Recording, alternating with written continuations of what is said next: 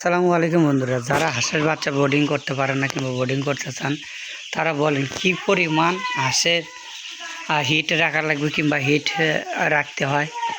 আচ্ছা, আমার এই চেহারাটা দেখেন, আমি কিন্তু পুরোটাকে ঘামে দিচ্ছি হাঁসের ঘরের ভিতরে। আপনি যেভাবেই বোর্ডিং করেন না কেন, আপনার শরীরে এইভাবে ঘামতে হবে।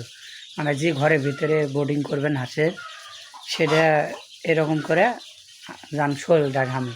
যদি শরীরটা ঘামে তাহলে কী হবে, আপনার হাঁস পর্যাপ্ত পরিমাণ পানি খাবে, খাবার খাবে। যত পরিমাণ পানি খাবার খাবে তত পরিমাণ কিন্তু হাঁসের বোর্ডিং ভালো হবে। এই দেখেন, এখন আমি হাঁসের বোর্ডিংয়ের কাছে গেলাম, দেখেন 200 পাওয়ারের বাতি দেওয়া আছে। আমি কিন্তু পেপারের উপরে খাবার ছিটিয়ে দিছি। ওই আপনার আর আর দুটা দিন দিলি তারপর আর দেওয়া লাগবে না। দেখেন ওই হাগিছে, পায়খানা করছে, কিন্তু হাঁস ওই জায়গায় একবারে শুকিয়ে গেছে, কোনো সমস্যা নেই। আর 2 দিন পরেই এলাকার ঠিক হয়ে যাবে।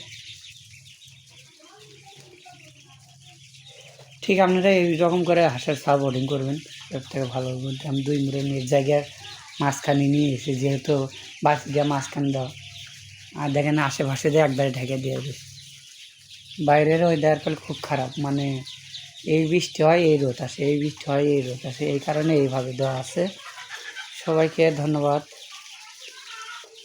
যারা হাঁসের বাচ্চা বোর্ডিং করতে পারেন না তারা এইভাবে বোর্ডিং করবেন, 100% ভালো হবে। আল্লাহর মতে একটা হাঁসের বাচ্চাও মরবে না। আমি হাঁসের বাচ্চা ছোটোবেলায় কোনো ওষুধ দিই না, দরকার পড়লে দিই, না বলে বেশিরভাগ ওষুধ আমি দিই না। আপনারা থাইবেন্ডে ব্যবহার করতে পারেন। সবাইকে ধন্যবাদ। আসসালামু আলাইকুম।